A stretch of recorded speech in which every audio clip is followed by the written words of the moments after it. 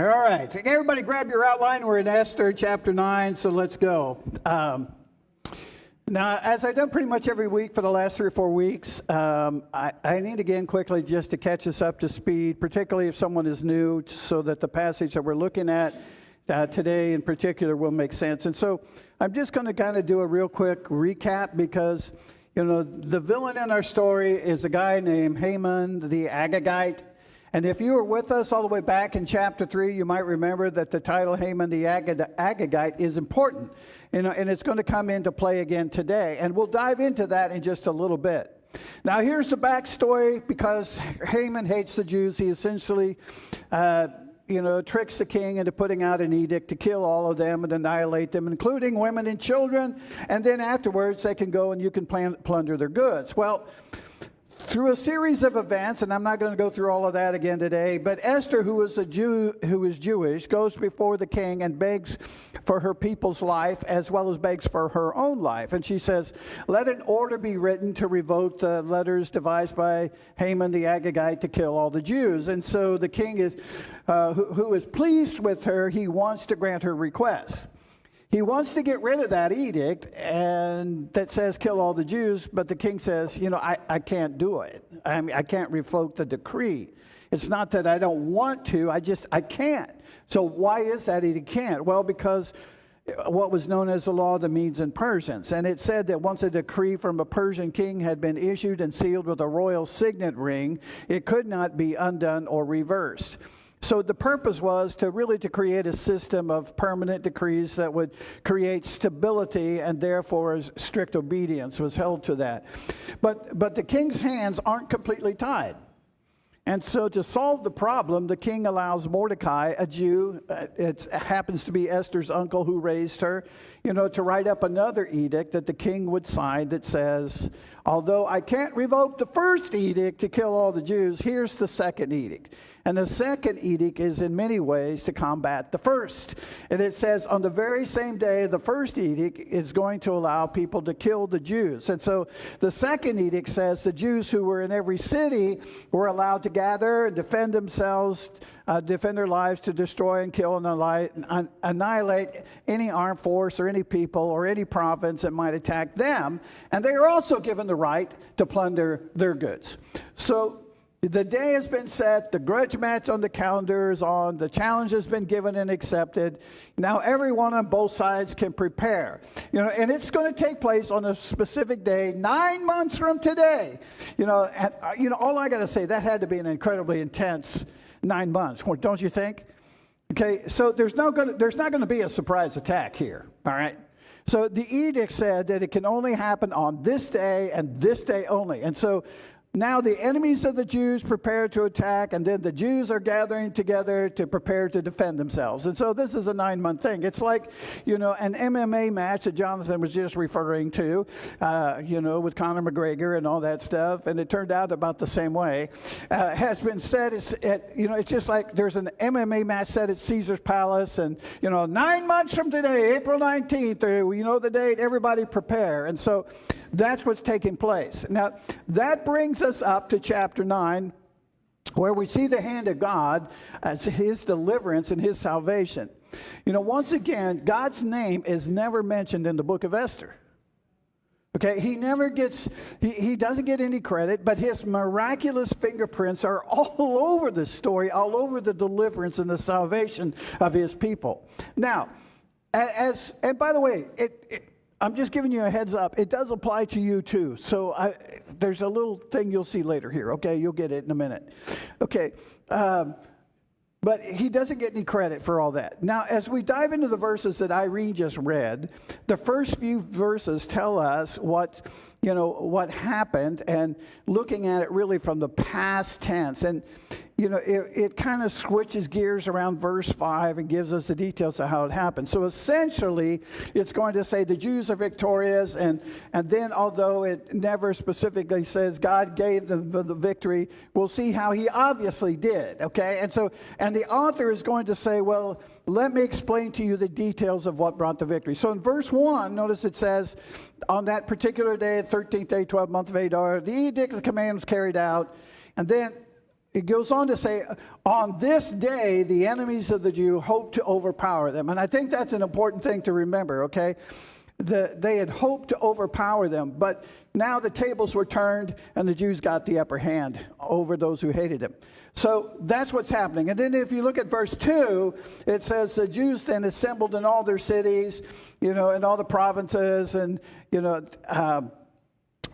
for those who were ready to destroy them, but nobody could stand against them. I mean, doesn't it remind you of several other Old Testament things and stories and battles and things? Nobody could stand against the king, okay, against the Lord's army. And so, because of that, all the other nations and nationalities, it says, were afraid of them. Isn't that amazing? Okay, so why had the fear of the Jews fallen on the people? Well, it tells us. If you go on and look at verse 3, it tells us. It says, and all the nobles, all the nobles of the provinces, the satraps, the governors, and the king's administrators did what? Helped the Jews, right? Okay, so why were they afraid? I mean, because it tells us that all the leadership in the land is behind the Jews, right? I mean, now, why is all the leadership in the land behind the Jews? Well, again, it tells us because the last part of that verse says, because the fear of Mordecai, right, had seized them, all right? Okay, again, we see God working. His fingerprints are all over this story. So what does it mean? What does that mean because of the fear of Mordecai had seized them? What is that talking about? Well, really, it tells us why this is important. If you go on and look at verse 4, Mordecai, it says, was prominent, in the palace. And notice, his reputation spread. Don't you love that? Throughout the provinces, and he became more and more powerful. So what does all that mean? Well, it means that the people, including the official satraps, governors, royal agents, or whoever, understand what we saw last week is the king is with Mordecai, okay? He loves Mordecai. Remember, Mordecai saved his life, okay? So he loves Mordecai.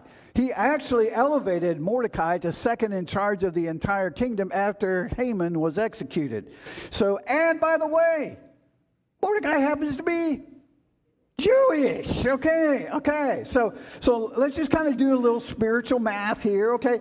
If you're against the Jews and Mordecai is Jewish and the king is for Mordecai, then by proxy you are against the king, and that's not going to go well for you if you're opposing him, right?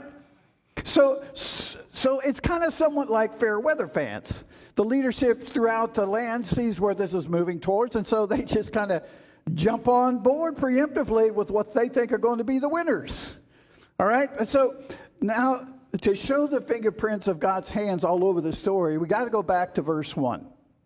So let's go back and look at verse 1 again. It says, the enemies of the Jews had hoped to overpower them, but the tables were turned, which really gives us a great picture of what actually is happening here, right? Okay, and even though that phrase, the tables, were turned, didn't come about until the 17th century, by the way, in case you're wondering, 2,000 years after Esther was written, most of us, we've used that term, haven't we? The tables have turned, at some point. I don't know if you know this. It actually comes. It's a term. Comes from backgammon. It's a common term in backgammon. And what would happen is if you had this backgammon genius who would be playing an ordinary person like me, okay, who knows nothing about backgammon. I mean, I've played it a time or two. I don't know what I was doing. And all of a sudden, then what would happen is they're playing together, and I'm playing with a genius, and there would be a buzzer that would go off, and they would turn the table. That's exactly right. And so now the backgammon whiz has to play from my side, and by that time in the game, I am way behind and I have no chance of winning, right? And so to show off his ability, that he was so good that he was even so far behind that he could bring out the victory. I mean, so that's what would happen. And the point I'm making is, it says when the tables were turned, it's saying the Jews were in serious trouble here, right? They are outweaponed, they are outmanned, and yet the outcome wasn't just reversed. The invisible hand of God, although it looked insurmountable, God had already given him the victory. With that said, I think it's important to point out a couple of things. Although God was going to bring the victory, the first thing I want you to see is that the Jewish people in the midst of the trouble did not know that. At the time, they didn't know that God was going to bring them victory. Are you with me? They're in the middle of it, all right? Which brings me to my second point here.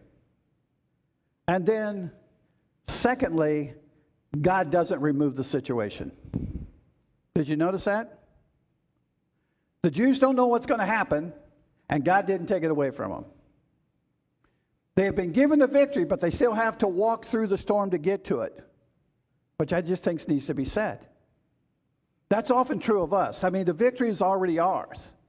And as we live this life, the outcome of our life is assured. Amen? You know who's winning in the end, right? Right? And yet, we still often have to walk through the storm to get to the victory. Does that make sense? We know the victory's ours. We still got to walk through the storm while we're living here on earth. Because as we talked about last week, there are many times that the journey and what it produces in and around us is actually more important than the outcome. And the Bible promises to us as Christians, when we walk through difficulties, that it produces our character and faith and perseverance and hope and so much more that's developed. And that is often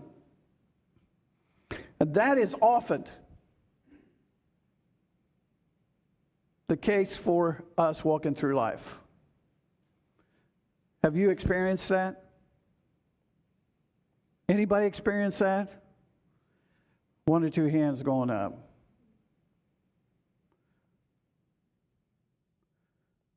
I think God's more interested in our character than he is our comfort. Has anybody else experienced that?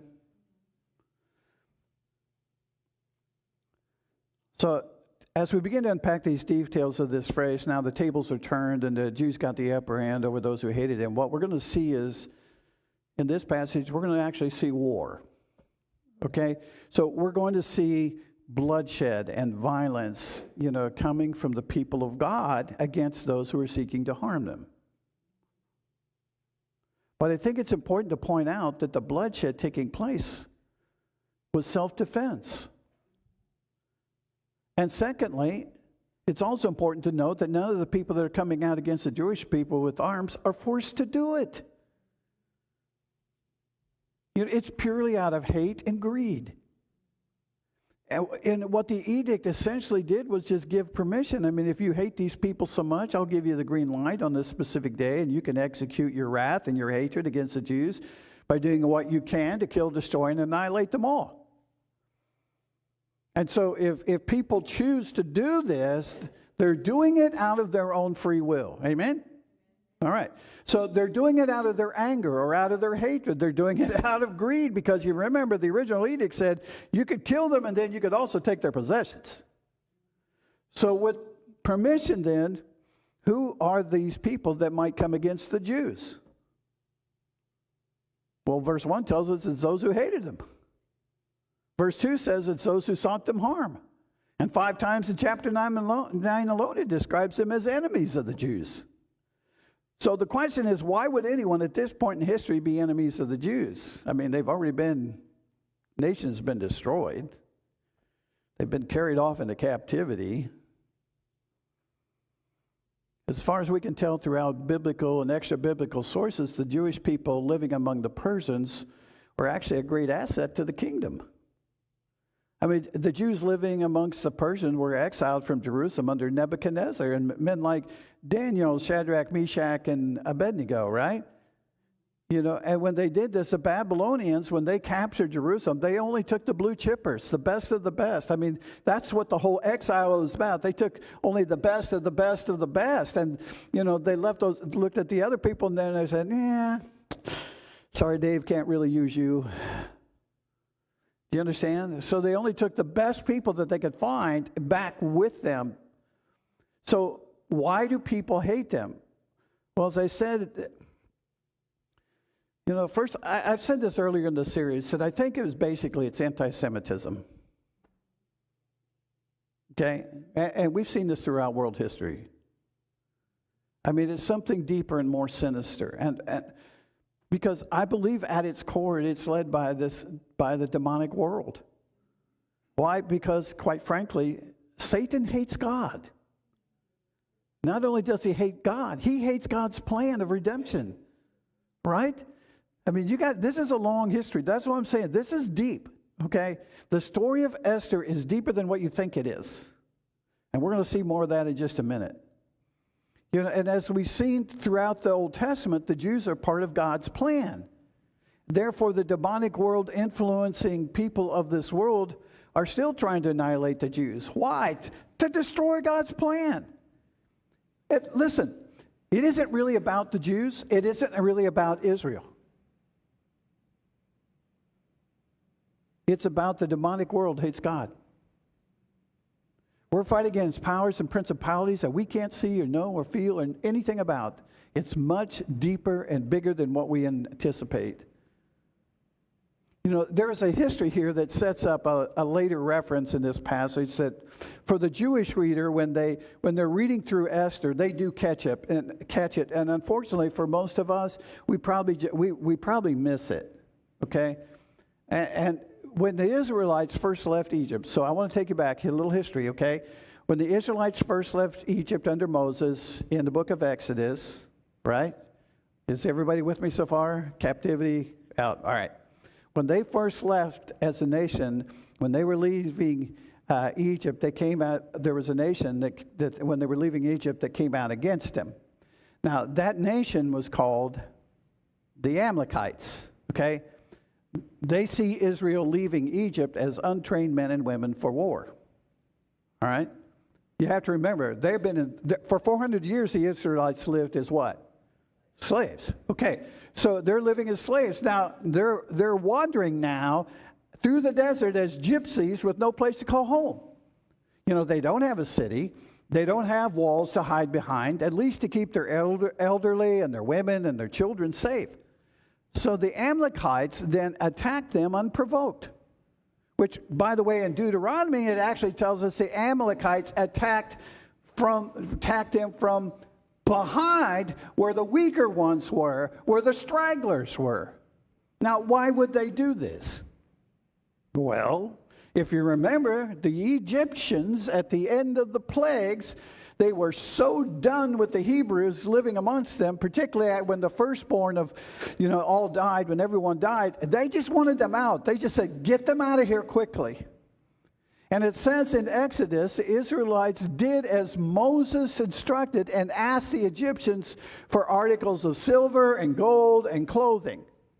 And if you go back and you look at Exodus in chapter 12, verse 36, here's what it says. The Lord made the Egyptians favorably disposed toward the people, and they gave them what they asked for, so they plundered the Egyptians. And in doing so, the Israelites, without picking up any arms, plundered the Egyptians of their gold and their silver and their weapons, of everything, okay? So the point is, you have this wandering group of nomads, the Hebrews, without any battle experience at all. You got it? They're loaded down with treasure, all right? None of them has ever seen or been trained for war, all right? Yet the Bible actually tells us in the plundering of Egypt, they actually took a lot of weapons. So they're equipped for war. They just don't know how to use any of it, all right? Okay, they're equipped for war, but they don't know how to fight. They've never had to. And so now they're traveling out in the open in the desert with a mass amount of gold and silver and various other things that they took from Egypt. They have no warriors. They have a bunch of women, children, sick, and elderly amongst them at the back of the crew. And then the Amalekites see this and they say, easy target. That is easy money. It's going to be an easy take. This is an easy mark. And this is, I don't know if you find humor in the Bible. Sometimes you have to, I laugh at some of this stuff, but it's kind of funny, all right? And this is one of those funny stories, if you remember the Old Testament, where the Israelites start fighting the Amalekites. Do you remember this? And as long as Moses was in the hill and his hands were up in the air, they were winning, right? Okay, should we do the exercise? And, now, honestly, if you've ever held your hands out, I've watched you right? Everybody, let's do this, all right? Are we done yet? The comments, it's great. It's fun when we're doing the sitting, exercising chair. We're sitting, and we're out moving our arms. Okay, but pretend you're an 80-year-old Moses, okay? And you're holding your arms out, all right? And what's happening? As long as his arms are in the air, they're winning. And when his arms, well, guess what's going to happen? After about 5 minutes or so, I don't know, if we did this, I don't know if anybody could do it 5 minutes, all right? So you just get tired and your arms start drooping.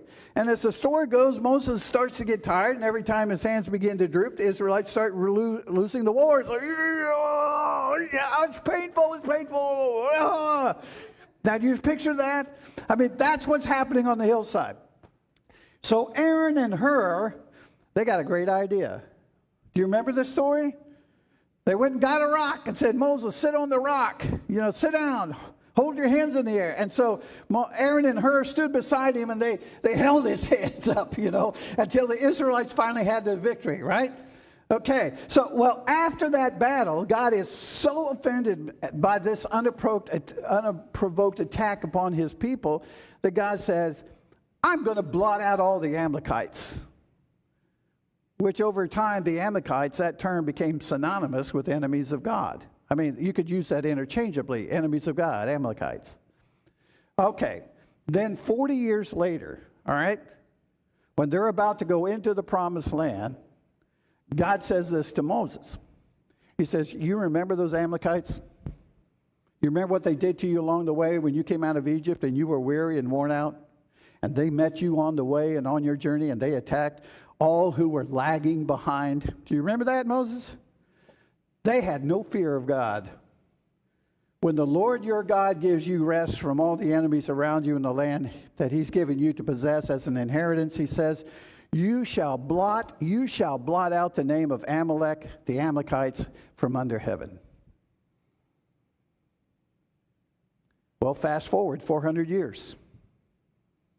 And God taps Saul, the first king of Israel, on the shoulder, and he says, hey, Saul, it's time. And I've chosen you, Saul, to deal with this issue. You are going to be the fulfillment of this promise that I gave to the people through Moses. So what happens, all right? So Saul's told by God, you're to go up against the Amalekites, and then he says, but this is my holy war. I'm going to take out my vengeance as I promised against this people, and you're going to kill them all, including the king and all the spoils. You're not to take any of it. In fact, you're to destroy it all. You, Saul, and the Israelites are not going to benefit from this war at all. You're not going to take the cattle. You're not going to take any sheep. You're not going to take any money, any gold, any silver, any weapons, any clothing. It is mine. Destroy it all. Well, instead of obeying, it tells us in 1 Samuel that Samuel kept the best of the sheep and the best of the cattle and the best of the calves and the best of the lambs and the best of everything that was good in the land, and he was unwilling to destroy it. And then, it's almost hilarious. Then it says that then he destroyed all the bad stuff. Okay, way to sacrifice, Saul. God said, I don't want any of this. God told us to destroy it, so we'll get rid of this. But they kept all the good stuff as a reward for doing something good. He also spares the king. Now, what's the name of his king? Remember? King Agag. Oh, Haman the Agagite, right? So Haman, the villain in our story, is a representative of the enemies of God. He's an Agagite. Okay? It's making, do you see this? For the Jewish people, it is making the connection for the Jewish reader to the Amalekites, to King Agag, and the enemies of God. So if you wonder why Saul lost his throne, he lost his throne because Saul was called by God to be a fulfillment of that promise that he gave Moses. That the Amalekites, because of what they did to Israel when they left Egypt, that they were being used by Satan to try, listen, this is so significant, to try to thwart God's plan. He tried to wipe out God. They tried to wipe out God's plan. And Saul did not do what God told him to do. And as a result, moving forward, this group of people, the Amalekites, led by King Agag, is forever connected as the enemies of God.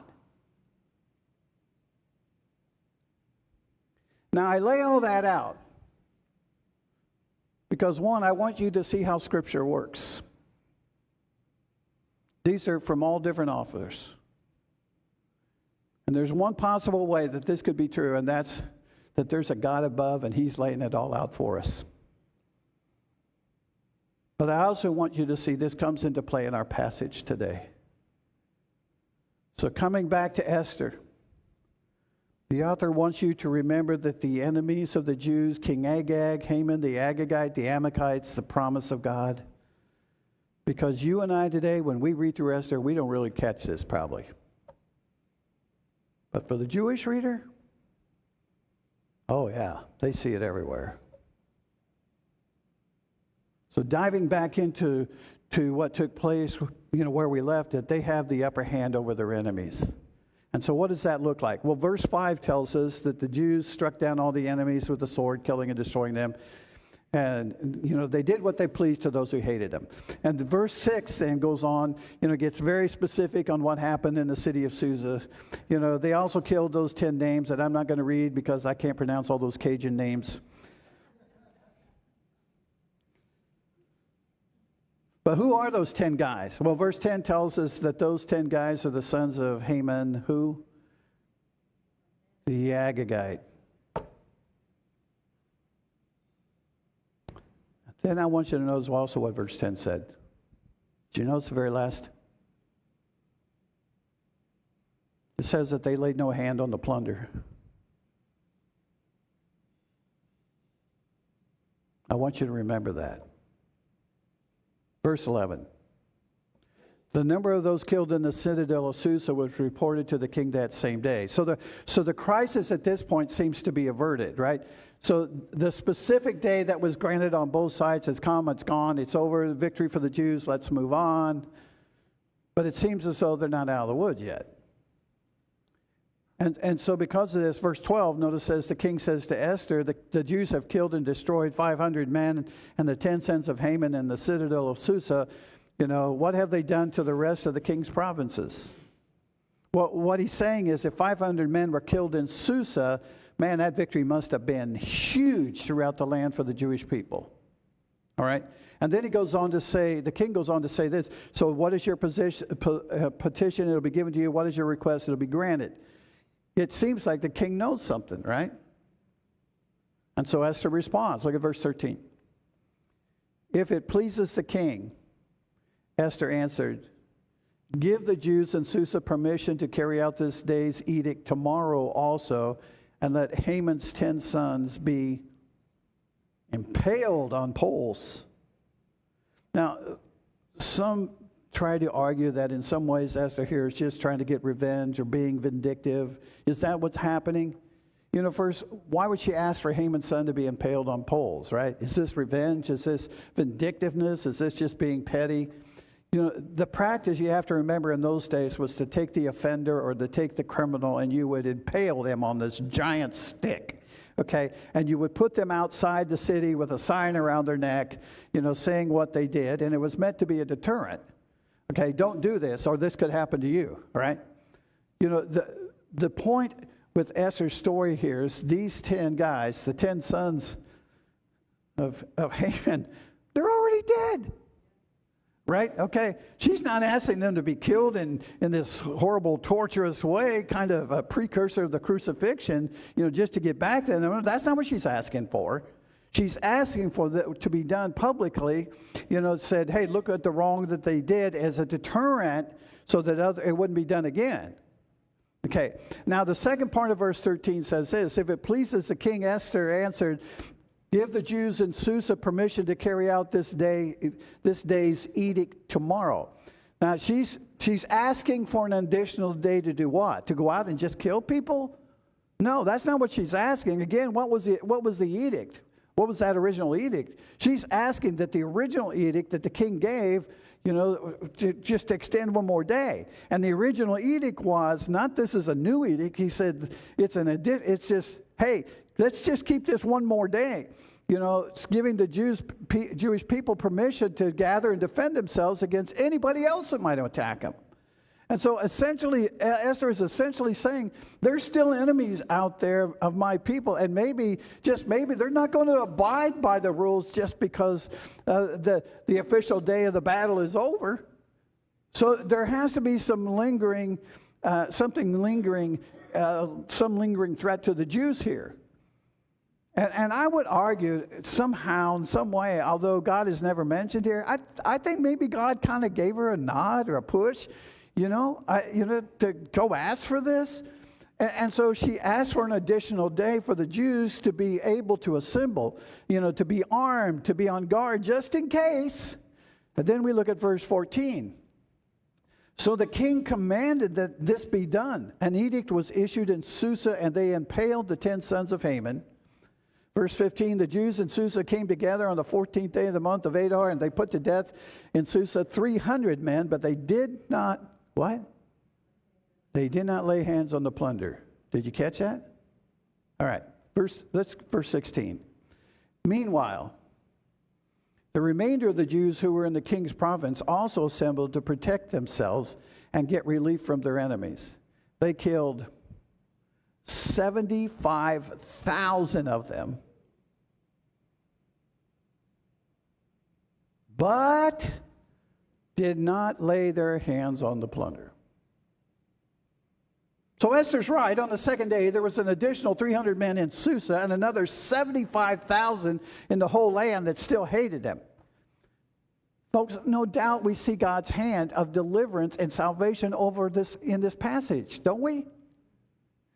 Three times in this passage, it says that the Jews did not lay hands on the plunder. Now, folks, this is why I laid out all that stuff about King Agag earlier, because for most of us, we'll just miss this part. Okay? Unless we're a Jewish reader, we're probably going to miss this. Because for the Jews, it's going to catch their eye. It's going to catch their ear. First of all, because remember in those days, the rules of war was to the victor belong the spoils, right? Okay, but secondly, very clearly, the edict was given to the Jewish people. You can protect yourself, but when you have victory over your enemies, you can do what? You can take their possessions. They were given permission by the king to do it. Yet the author goes out of his way 3 times to say that the Jewish people took absolutely nothing in the process. Again, although God's name is never mentioned, he's given no credit for the victory here. This is the Hebrews' way in the story to say, God brought us the victory. We don't deserve this. It's God's plunder. Because if I mentioned, there are multiple times in the Old Testament where God says, this battle is mine, it's a holy war, this is my war, therefore you take nothing, the spoils destroy it all. It's to be a reminder to you that I am bringing about the victory. Remember, Saul failed when he defeated King Agag. He took the spoils. And in doing so, Saul is saying, I had a hand in this. I should be rewarded. Folks, the people here are walking in obedience and connecting this to King Saul's failure to fulfill God's punishment.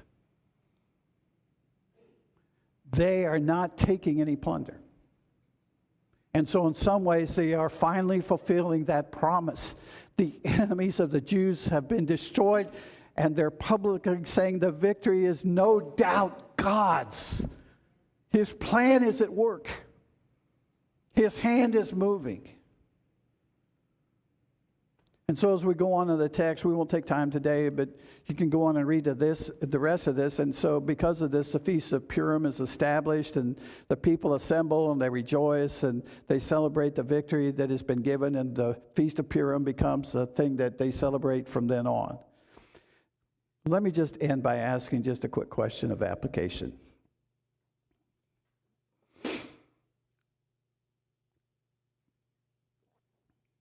The Jewish people, when we started the story, they were up against insurmountable odds. You would agree with that.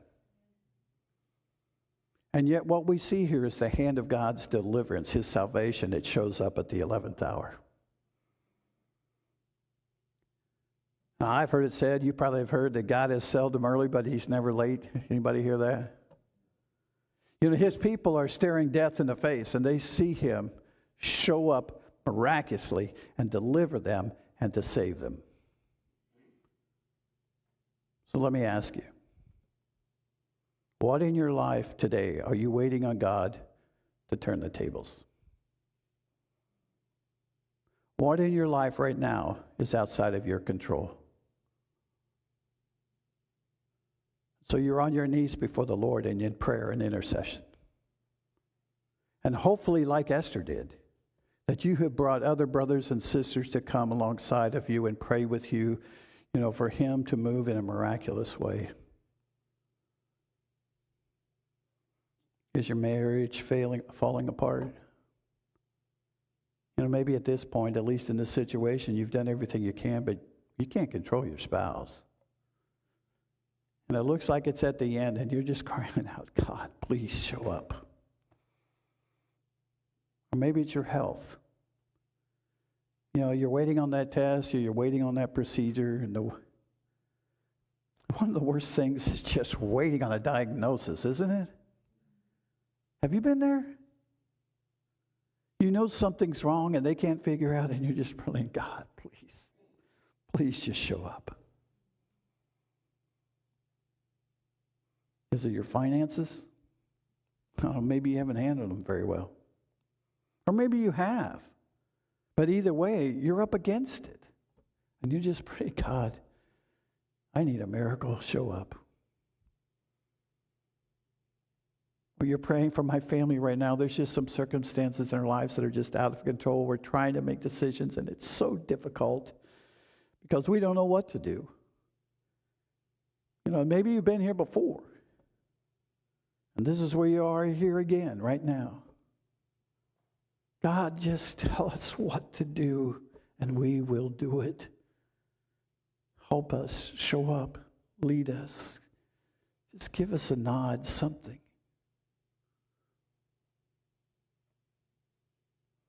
I'm sure there's a few of you here saying, yeah, Dave, that all sounds nice. God can come along and save you. But I've been praying for a long time. I've been waiting for so long. It's beyond the 11th hour. In fact, it's 11:59 and 59 seconds. God, show up. You're to the point of where you're in despair. And maybe you can relate to the psalmist who wrote in Psalm 42 and verse 3, he says, my tears have been my food day and night, while people say to me all day long, where's your God? Have you been there? What an incredible visual. But then he goes on to describe what's going on inside. And if you look at verse 5 of Psalm 42, he says, why, my soul, are you so downcast? Why so disturbed in me? And he's describing his heartache. And then there are really times where it just seems like there really are no answers to our situation.